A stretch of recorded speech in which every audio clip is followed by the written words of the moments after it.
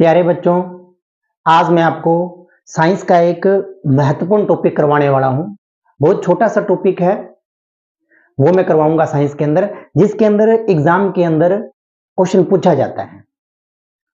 ठीक है, तो उस टॉपिक को अपने आज करते हैं। तो आज का टॉपिक है अपना संक्षारण। ये मैंने फर्स्ट चैप्टर के अंदर भी करवाया था, जो मैंने पहला चैप्टर करवाया था केमिकल रिएक्शन वाला, तो उसके अंदर भी मैंने ये आपको करवाया था टॉपिक। तो आज इसको अपने डिटेल से करते हैं कि इसके अंदर क्या होता है, एग्जाम में किस प्रकार क्वेश्चन आते हैं, कौन सा क्वेश्चन आया हुआ है, उसके बारे में डिटेल से चर्चा करेंगे। तो आज टॉपिक जो है अपना वो है संक्षारण। क्या है? संक्षारण।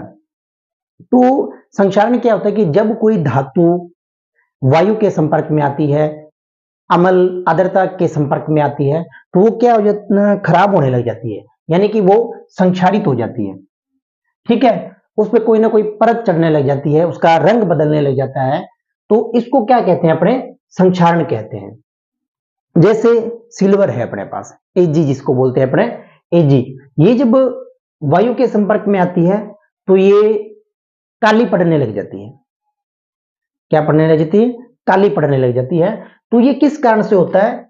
सल्फर, जो वायुमंडल के अंदर जो सल्फर है उससे क्रिया करके ये सल्फाइड बनाती है।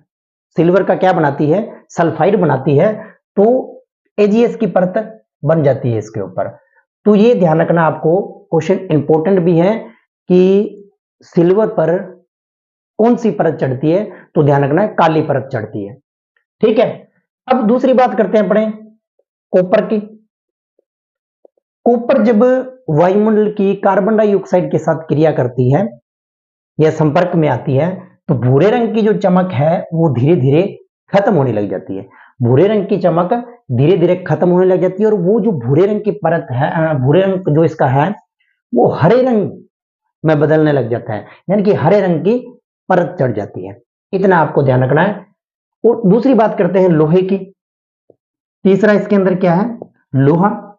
ये जब वायु के संपर्क में आता है, पानी के संपर्क में आता है, तो आपने देखा होगा जंग लगने लग जाती है भूरे रंग की। इस पे क्या होता है कि भूरे रंग की परत चढ़ जाती है, इसको जंग लगना बोलते हैं। जंग लगना बोलते हैं। ये चीज आपको ध्यान रखनी है। ठीक है, एक तो आपको सिल्वर का ध्यान रखना है, कॉपर का ध्यान रखना, और एक लोहे का ध्यान रखना। ये मोस्ट इंपॉर्टेंट है, इस बात को आप ध्यान रख लेना। ठीक है, यहां से क्वेश्चन वो पूछ सकता है कि कॉपर पर कौन सी परत चढ़ती है? हरे रंग की परत चढ़ती है। सिल्वर पर कौन सी परत चढ़ती है? काली परत चढ़ने लग जाती है। और लोहे पर कौन सी परत चढ़ने लग जाती है? भूरे रंग की परत चढ़ने लग जाती है। अब इसका सॉल्यूशन क्या है? संक्षारण से सुरक्षा कैसे की जा सकती है, उसे अपने देखते हैं। तो अपने पेंट करके, कोई भी धातु है, उसको लोहा है, उसको पेंट कर दो। ठीक है, और तेल लगाकर, उसको ग्रीस लगाकर, यशद लेपन, ये मोस्ट इंपॉर्टेंट है।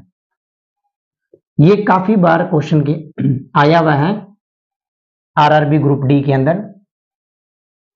आरआरबी ग्रुप डी में ये क्वेश्चन आया हुआ है कि यशद लेपन क्या होता है।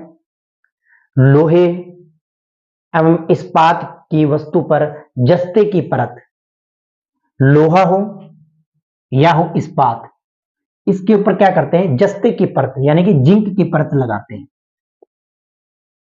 किसकी? जडन की परत चढ़ा देते हैं, इसको बोलते हैं यशद लेपन। ये चीज आपको ध्यान रखनी है, मोस्ट इंपोर्टेंट है।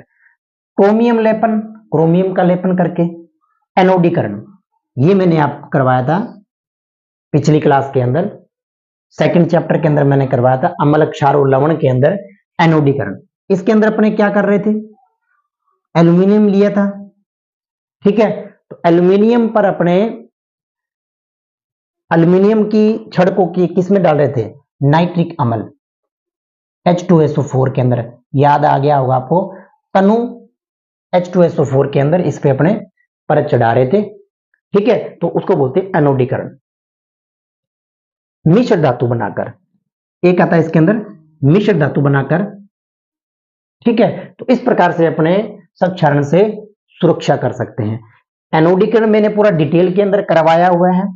क्वेश्चन किस प्रकार एग्जाम के अंदर आया है वो भी मैंने बताया हुआ है, तो आप पिछली क्लास के अंदर जो एनोडीकरण वाली क्लास है उसके अंदर आप इसको डिटेल से समझ सकते हो।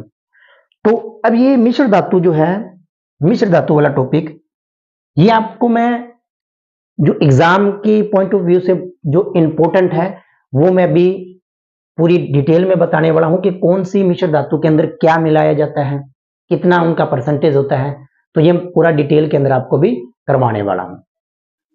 तो अब अपन देखते हैं मिश्र धातु कि मिश्र धातु से अपने दो धातुओं को जोड़ के उनको मिश्रित करके जो धातु बनाई जाती है उसको बोलते हैं मिश्रित धातु या मिश्र धातु। ठीक है, यानी कि दो धातुओं को, दो से अधिक धातुओं को मिश्रित करके जो धातु बनाई जाती है उसको मिश्र धातु बोलते हैं। इससे क्या है कि एक तो जो मिश्रित धातु होती है वो मजबूत बनती है और संक्षारण से भी अपने बचा सकते हैं। तो चलो देखते हैं। सबसे पहले पित्तल जो होता है कॉपर और जिंक मिलकर बना होता है, जिसके अंदर कॉपर 70% होता है और जिंक 30% होता है।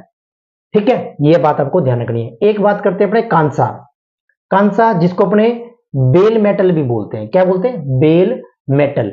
ये कॉपर के साथ टिन मिला दिया जाता है। कॉपर के साथ क्या मिला दिया जाता है? टिन मिला दिया जाता है। इसका जो उपयोग है सिक्के बनाने के अंदर, घंटी बनाने के अंदर, बर्तन बनाने में और मूर्तियां बनाने के अंदर इसका उपयोग किया जाता है। किसका? कांसे का उपयोग किया जाता है। ठीक है, इसके बाद में अपने पास है स्टेनलेस इस्पात। लोहा, क्रोमियम और निकल, इन तीनों से जो मिलकर बनता है वो स्टेनलेस इस्पात बनता है।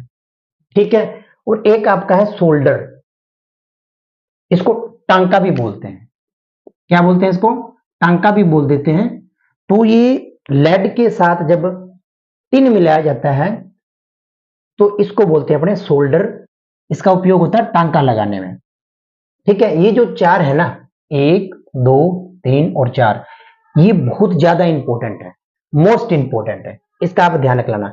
एक आता है जर्मन सिल्वर, जिसको अपने निकल पित्तल भी बोलते हैं। ठीक है, अब कॉपर और जिंक पित्तल बना है, इसलिए इसका नाम हो गया पीतल। निकल मिला दिया तो इसको बोलते हैं निकल पित्तल।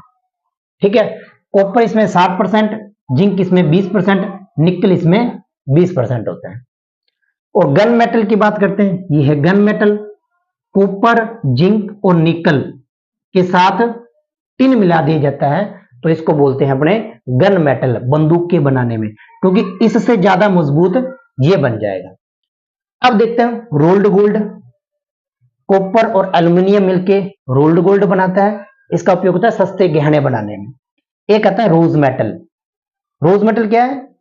लेड और टिन, यानी कि सोल्डर के अंदर, सोल्डर बनाया है उसके अंदर बिस्मुथ मिला दिया जाता है तो इसको रोज मेटल बोलते हैं। स्वचालित फ्यूज बनाने में इसका उपयोग किया जाता है। तो ये तो थी क्लास बहुत ही महत्वपूर्ण। ये जो चार है इसके अंदर, इनका विशेषकर आप ध्यान दे देना, ये बहुत ज्यादा इंपॉर्टेंट है। ठीक है, तो यदि वीडियो आपको पसंद आई तो वीडियो को लाइक करना, चैनल को सब्सक्राइब करना। Thanks for watching.